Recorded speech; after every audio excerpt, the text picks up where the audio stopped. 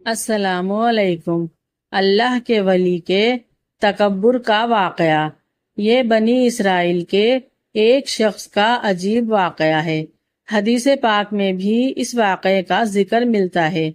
یہ بنی اسرائیل کے ایک عابد و زاہد شخص کا واقعہ ہے، اور یہ حدیث علامہ جلیل الدین سیوطی رحمۃ اللہ علیہ نے نقل کی ہے کہ بنی اسرائیل میں ایک بہت بڑا عابد و زاہد شخص رہتا تھا۔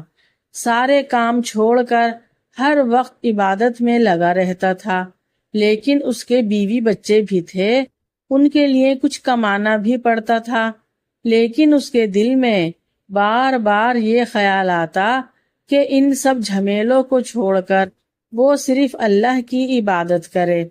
اس نے اپنی ساری دولت جائیداد اپنی بیوی بچوں کے حوالے کر دی، اور خود سمندر کے بیچ میں ایک ٹیلا تھا، وہاں آ کر ڈیرا ڈال لیا اور ہمہ وقت عبادت میں مشغول ہو گیا۔ اس وقت کے مذاہب میں یہ بات جائز تھی کہ ساری دنیا چھوڑ کر ایک طرف بیٹھ کر اللہ کی عبادت کی جائے، لیکن اسلام نے اس کی اجازت نہیں دی۔ یہ شخص اپنے مذہب کے مطابق دنیا سے دور ہو کر سمندر کے ٹیلے پر جا کر بیٹھ گیا، گویا اس نے بڑی بھاری عبادت کی، کیونکہ اللہ سے مخلص تھا اور عبادت گزار تھا۔ اس کے لیے اس سمندر کے بیچ والے ٹیلے پر، جہاں کوئی کشتی وغیرہ نہ جا سکے، اللہ تعالیٰ نے اپنے فضل سے وہاں ایک میٹھے پانی کا چشمہ جاری کر دیا، اور اسی ٹیلے پر ایک انار کا درخت اگا دیا۔ اس عابد کا یہ کام تھا کہ روزانہ ایک انار کھا لیتا اور ایک کٹورا پانی پی لیتا، اور دن رات اللہ کی عبادت میں مصروف رہتا۔ اسی طرح 500 برس گزر گئے۔ 500 برس تک اس نے خوب عبادت کی اللہ تعالیٰ کی۔ اب اس کے انتقال کا وقت آیا تو اس نے اللہ تعالیٰ سے دعا کی کہ اے اللہ، یہ تیرا فضل تھا کہ تو نے مجھے عبادت میں لگایا، اب میری خواہش ہے کہ مجھے سجدے کی حالت میں موت دیجیے تاکہ میرا خاتمہ عبادت کے ساتھ ہو، اور دوسری درخواست یہ ہے کہ سجدے کی حالت میں میرے بدن کو قیامت تک محفوظ رکھیے، نہ زمین کھائے نہ کیڑے مکوڑے کھائیں، تاکہ قیامت میں تیرا عبادت گزار بندہ ہی سمجھا جاؤں۔ اللہ تعالیٰ نے اس کی دونوں دعائیں قبول فرمائیں۔ عین نماز میں سجدے کی حالت میں اس کی روح قبض کی گئی اور اس کا بدن محفوظ ہے۔ حضور نبی کریم صلی اللہ علیہ وآلہ وسلم فرماتے ہیں کہ آج تک اس کا جسم موجود ہے، لیکن حق تعالیٰ نے اس ٹیلے کے اوپر بڑے بڑے گنجان درخت ایسے اگا دیے ہیں کہ کوئی وہاں تک نہیں جا سکتا۔ وہاں نہ کوئی جانور جاتا ہے اور نہ ہی کوئی انسان جاتا ہے۔ اسی حالت میں اللہ تعالیٰ کے سامنے اس کی پیشی ہوگی۔ اللہ تعالیٰ اس سے ارشاد فرمائیں گے، اے میرے بندے، میں نے اپنے فضل و کرم سے تجھے بخشا اور تجھے بڑے بڑے مقامات دیے، جنت میں جا کر آرام کر۔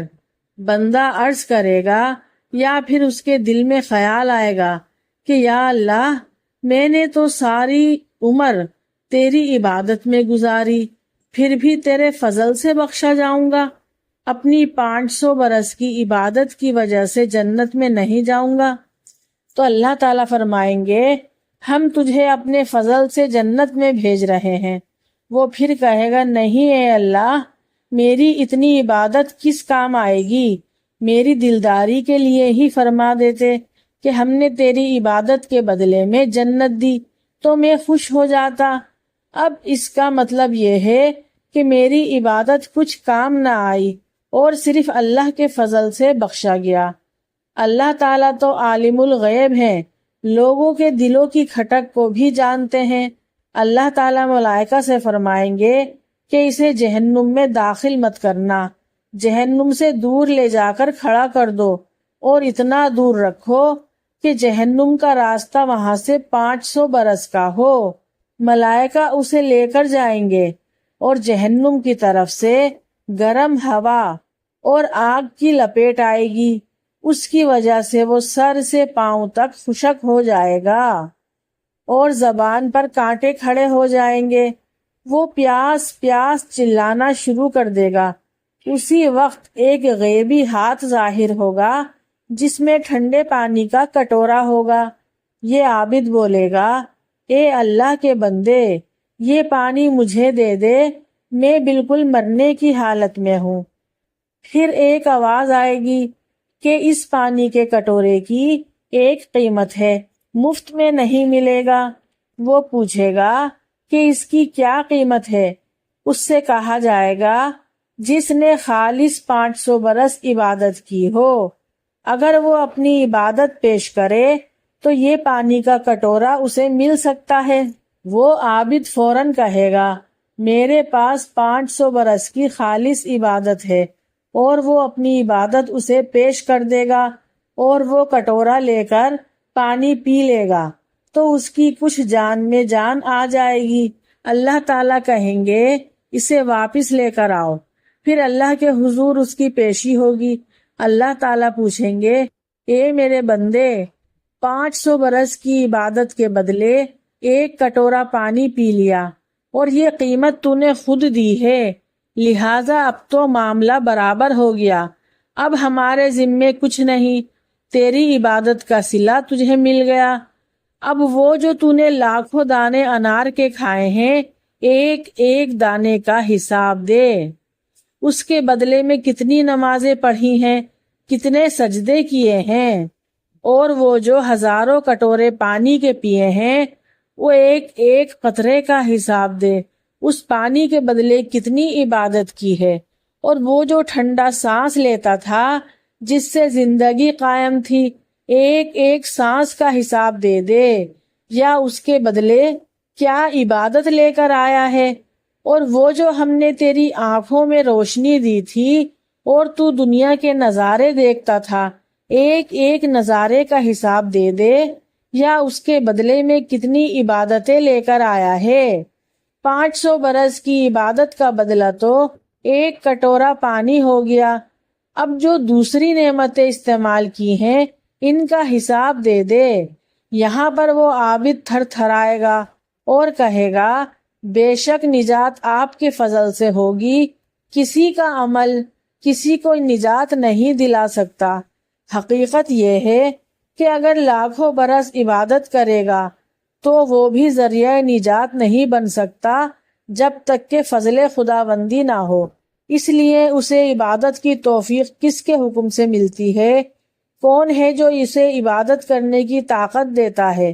ظاہر سی بات ہے، وہ میرا اور آپ کا، ہم سب کا اللہ ہے جو ہمیں عبادت کرنے کی طاقت دیتا ہے۔ اس لیے ہمیں اپنی عبادت پر فخر نہیں کرنا چاہیے۔ کبھی کسی کو دیکھ کر اپنے نمازی پرہیزگار ہونے پر بڑا پن محسوس نہیں کرنا چاہیے۔ کبھی کسی بھی انسان کو اپنے سے کمتر نہیں سمجھنا چاہیے، کیونکہ ہم کس قابل ہیں۔ اگر آج اللہ تعالیٰ ہم سے اپنی ساری عطائیں چھین لے تو ہم بد سے بدتر ہو جائیں گے۔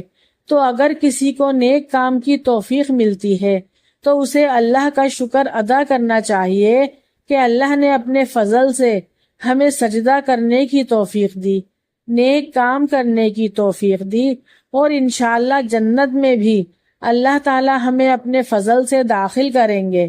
اور آج کل لوگ عبادت کرنے کے بعد، نماز پڑھنے کے بعد اس پر غرور کرتے ہیں، اس پر تکبر کرتے ہیں اور اکڑ کر چلتے ہیں، جبکہ اللہ پاک فرماتا ہے کہ میں غرور کرنے والے کو پسند نہیں کرتا۔ عبادت وہ ہوتی ہے جو انسان کو عاجز بندہ بنا دے، اور اللہ پاک کو عاجزی بے انتہا پسند ہے۔ اگر عبادت کے باوجود آپ کے اندر عاجزی نہیں، اگر نمازیں پڑھنے کے بعد آپ کے اندر عاجزی نہیں، تو اللہ سے ڈرو اور اس سے دعا کرو کہ آپ کے اندر عاجزی پیدا فرمائے اور اپنے فضل سے ہم سب کو جنت میں داخل فرمائے۔ آمین ثم آمین۔ اگر آپ سب کو یہ ویڈیو پسند آئی ہے تو پلیز جلدی سے لائک کر دیں میرے چینل پر نئے ہیں تو میرے چینل کو سبسکرائب کر دیں، اور نیکسٹ ویڈیو کے لیے اللہ حافظ۔